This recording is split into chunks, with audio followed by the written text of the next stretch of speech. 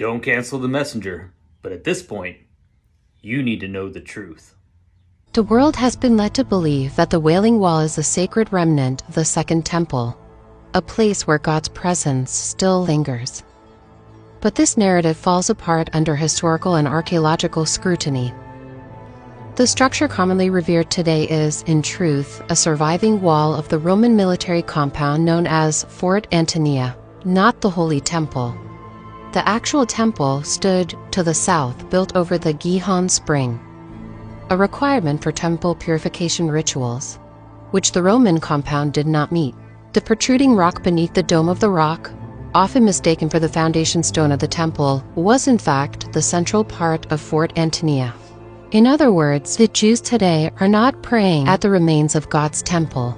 They are praying at the wall of a Roman fortress. But the deception goes deeper. The rituals performed at the Wailing Wall are rooted not in biblical faith, but in the 13th century occult system of the Kabbalah, as elaborated in the Zohar and further mystified by the Hasidic movement.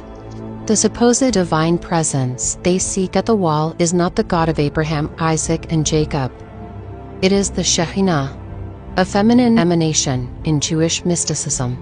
She is described in erotic, intimate terms, often as a divine consort, with whom spiritual union is sought through the act of prayer, a practice called kavana, where physical movement, like the back and forth thrusting you see, mirrors an esoteric sexual ritual intended to unite the Shekhinah with the Ein Sof, the infinite masculine force of their God concept.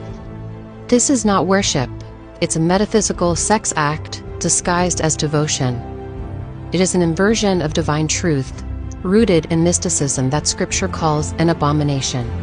And this is where it collides with our politics.